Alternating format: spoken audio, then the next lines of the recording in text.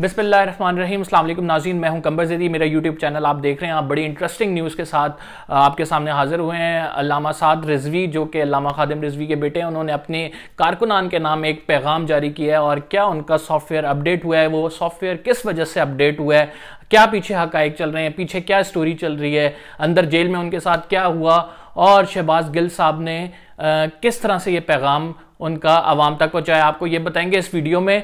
मेरे चैनल को सब्सक्राइब करें और आगे डिटेल्स जाने के असल में हुआ क्या है, स्टोरी क्या है। तो शहबाज जो गिल हैं, उन्होंने एक ट्वीट किया है जिसमें उन्होंने साद रिज़वी साहब, जो कि तहरीक लब्बैक के इस टाइम सरबराह हैं, उनका एक पैगाम जारी किया। और उस पैगाम में साद रिज़वी साहब ने कारकुनान को क्या कहा है वो हम आपको बताएंगे कि कारकुनान के नाम उन्होंने पैगाम में जो है कहा है कि वो एहतजाज और धरना बिल्कुल ख़त्म कर दें। मैं उनका जो पैगाम है एग्जैक्टली वो पढ़ के सुनाता हूँ। हाथ से लिखा हुआ है और जेल में बताया जा रहा है। उन्होंने ये लिखा है, हाफिज़ मोहम्मद साद रिज़वी का शूरा मेम्बरान के नाम पैगाम, ये इसका टाइटल है। और उसके बाद लिखा है, मैं हाफिज़ साद रिज़वी वल खादिम हुसैन रिज़वी मरहूम बाकायम होश व हवास व बिला जब्र तमाम शूरा मेम्बरान और कारकुनान तहरीक लब्बैक या रसूल अल्लाह से मुखातिब हूँ और ये अपील करता हूँ कि मुल्की मफाद और अवाम उन्नास की खातिर कोई गैर कानूनी कदम ना उठाया जाए।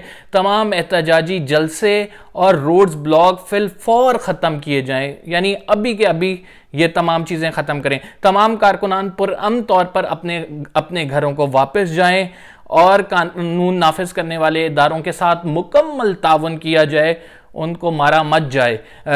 मरकज़ व मस्जिद रहमतुल आलमीन के बाहर भी एहतजाज और धरना फिल फौर ख़त्म किया जाए। 15 तारीख़ है इसकी और 15 तारीख़ को ये पैगाम जारी हुआ है। उन्होंने उनके दस्तखत भी इस पैगाम पे आप देख सकते हैं। साद रिज़वी साहब ने इल्तिजा की है कि तमाम तर धरना जो कि वो करने जा रहे थे वो ख़त्म किया जाए। आखिर क्या कहानी हुई, कि क्या हक़ाइक़ हैं, कि किस वजह से उन्होंने कहा कि ये धरना ख़त्म कर दिया जाए। और सॉफ्टवेयर उनका एकदम से अपलोड हो गया, क्यों अपडेटेड हो गया।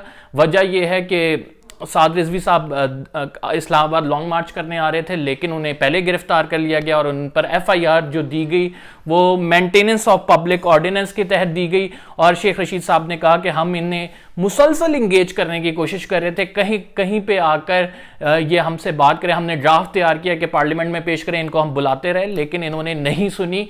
लिहाजा हमने फैसला कर लिया कि इनकी जमात को हमने ख़त्म करना है, डिज़ोल्व करना है। तो नाज़रीन, ये क्या मामला सारे बने जिसकी वजह से ये इंतहाई कदम उठाए। एक तो आर्मी चीफ की वज़ीर आज़म से मुलाकात हुई और बड़ा क्लियर कट मैसेज दिया गया कि हुकूमती रिट को जो कोई भी चैलेंज करेगा उसको हमने जो है नहीं छोड़ना और उसके खिलाफ हमने कार्रवाई करनी है। AFP जो गैर मुल्की खबर रसां इदारा है, आज उसने एक इम्पॉर्टेंट न्यूज़ जो है वो सर्कुलेट की और उसके प्लेटफॉर्म से वो न्यूज़ शेयर हुई। बहुत सारे पाकिस्तानियों ने की, डिप्लोमेट्स ने की। और वो न्यूज़ ये थी कि फ्रांस ने अपने शहरियों को कह दिया जो पाकिस्तान में मुकीम हैं कि वो फौरी तौर पर वापसी करें फ्रांस की जानिब, और वो पाकिस्तान में सेफ नहीं है। इस न्यूज़ के बाद हमने देखा कि हुकूमती मशीनरी कुछ और ज़्यादा हरकत में आई और एक प्रेस कॉन्फ्रेंस हुई जिसमें शेख रशीद साहब ने कहा कि फ्रांस के शहरियों को मुकम्मल तहफ़्फ़ुज़ फराम किया जाएगा, वो यहीं पे रहें। उनके लिए पाकिस्तानी रियासत एक पुरअमन रियासत है और उनके शहरियों को कोई यहाँ पे ज़ोदोकोब या उनको कोई नुकसान नहीं पहुँचाया जाएगा। इसके बाद फिर हमने देखा कि डिज़ोल्व करने की बारी आई। तहरीक लब्बैक को कहा गया कि section 11E anti terrorist act जो है उसके तहत उसको प्रोस्क्राइब किया गया, यानी कल अदम करार दे दिया गया। काबीना से इसकी मंजूरी हो गई। और काबीना से मंजूरी का मतलब ये है कि पीछे जो मैं आपको कह रहा था स्टोरी क्या है कि अब तहरीक लब्बैक के जो सरबराह हैं उनका पासपोर्ट, उनके बैंक अकाउंट, उनके तमाम तर असासाजात वो फ्रीज कर दिए गए हैं।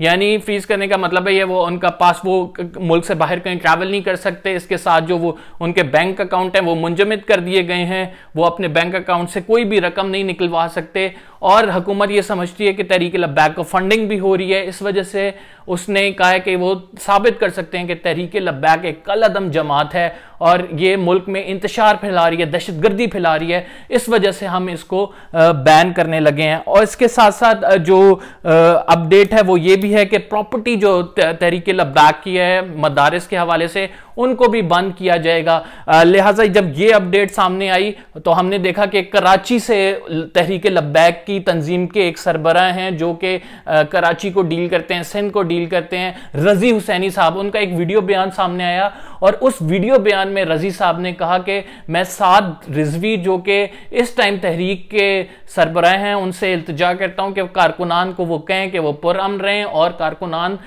छोड़ दें अपनी जगहों को जहां पे वो धरना दे रहे हैं। हमने तहरीक लब्बैक का जो मकसद है इसमें रसूलुल्लाह की हुर्मत के हवाले से हमने उसको आगे बढ़ाना है, ना कि पुरतशद्दुद मुजाहरे करने हैं। अगर साद साहब ने मेरा साथ ना दिया तो हम और कराची के तमाम कारकुनान ये पार्टी छोड़ देंगे। तो जब से ये तमाम तर अपडेट्स हुई उसके बाद साद रिजवी साहब को ये जेल में बाकायदा तौर पर बताया भी गया कि ये होने जा रहा है। कल सुप्रीम कोर्ट ऑफ पाकिस्तान में जो हुकूमत है वो आर्टिकल 17 जो हमारे कानून का है, आइन का है, उसके तहत एक रेफरेंस दायर करने जा रही है और उस रेफरेंस का मकसद ये होता है कि तहरीक लब्बैक को जो है वो डिसॉल्व कर दें, ख़त्म कर दें, तहलील कर दें। तहरीक लब्बैक एक पॉलिटिकल पार्टी है और पॉलिटिकल जमात के तौर पर रजिस्टर्ड है, तो बहुत ज़्यादा नुकसान हो जाना है तहरीक लब्बैक का। इस वजह से ये जो है तमाम स्टेप्स साद रिजवी की जानिब से, ये बयान भी हम देख रहे हैं और उनकी तंजीम के कारकुनान की जानिब से मुख्तलिफ बयानात सामने आ रहे हैं कि पुरअमन तौर पर ख़त्म कर दिया जाएगा। इसके साथ साथ शेख रशीद साहब ने कहा कि इनके कारकुनान जो हैं उनको नहीं छोड़ा जाएगा। पिछले हमने धरने में देखा कि कारकुनान रिहाई पा गए और ये एक 4 नुक्तों में से एक नुक्ता ये था कि इनके कारकुनान को छोड़ दिया जाएगा तभी वो धरना ख़त्म होगा, लेकिन इस दफ़ा तहरीक लब्बैक के कारकुनान को नहीं छोड़ने लगे शेख रशीद साहब। इसके साथ साथ सुप्रीम कोर्ट ऑफ पाकिस्तान में थोड़ी सी हिस्ट्री बता देता हूं कि कौन कौन सी पॉलिटिकल जमातें ऐसी हैं जिनको तहलील किया गया। तो उसमें हमने देखा अयूब खान के दौर में जमात इस्लामी को जो है उसमें जमात इस्लामी के हवाले से उन्होंने बैन कर दिया और उसको डिसॉल्व करने के लिए सुप्रीम कोर्ट में रेफरेंस भेजा और उसको जो केस को वो डिफेंड नहीं कर पाई हुकूमत और वो केस अल्टीमेटली हार गए। जमात इस्लामी डिसॉल्व नहीं हो सकी। जो सुप्रीम कोर्ट के जज थे उन्होंने ये फैसला दिया कि फ्रीडम ऑफ एसोसिएशन जो है उसको रोका नहीं जा सकता, लिहाजा जमात इस्लामी बैन नहीं हुई। तो तहरीक लब्बैक के पास ये मौका है कि सुप्रीम कोर्ट में हो सकता है वो अपने आप को डिफेंड करे अगर उनका केस मजबूत बनता हुआ। लेकिन अगर सुप्रीम कोर्ट ये अपहेल्ड कर दे कि तहरीक लब्बैक ने ये तमाम चीजें की हैं और दहशतगर्दी में इन्वॉल्व रही है तो कोई चांस नहीं है तहरीक लब्बैक का वापस आने के लिए। दूसरी जो इंपॉर्टेंट वो है अपडेट है वो जुल्फिकार अली भुट्टो ने जो है वो नेशनल अवामी पार्टी जो नैप जिसे कहते हैं उसको जो है आप कह सकते हैं कि बैन किया था और उस बैन को सुप्रीम कोर्ट ऑफ पाकिस्तान ने अपहेल्ड किया था और उसकी वजह से हमने देखा कि नेशनल अवामी पार्टी का इतना नुकसान हुआ कि वो अभी तक जमात उस तरह से दोबारा खड़ी नहीं हो सकी है। तो तहरीक लब्बैक को अगर सुप्रीम कोर्ट ऑफ पाकिस्तान की जानिब से एंडोर्समेंट आ जाती है कि इसको तहलील किया जाए, इस जमात को ख़त्म किया जाए, ये मुल्क की सॉवरेनिटी के लिए ख़तरा है, क्योंकि आर्टिकल 17 कहता है कि जो भी जमात मुल्क की सॉवरेनिटी के लिए और मुल्क में जो मुल्क की इंटेग्रिटी के लिए ख़तरा होगी, उसका खदशा होगा कि वो जमात मुल्क के इत्तेहाद को तोड़ सकती है, मुल्क को नुकसान पहुंचा सकती है, उसको तहलील कर दिया जाएगा, उसको डिसॉल्व कर दिया जाएगा और फिर उसके बाद वो नोटिफिकेशन सुप्रीम कोर्ट से इलेक्शन कमीशन जाएगा और इलेक्शन कमीशन बाकायदा तौर पर उसको तहलील करने के हवाले से एक नोटिफिकेशन नया जारी कर देगी। तो अल तहरीक लब्बैक का कल सुप्रीम कोर्ट में रेफरेंस जाना है, देखते हैं इसकी क्या अपडेट होती है। हम वो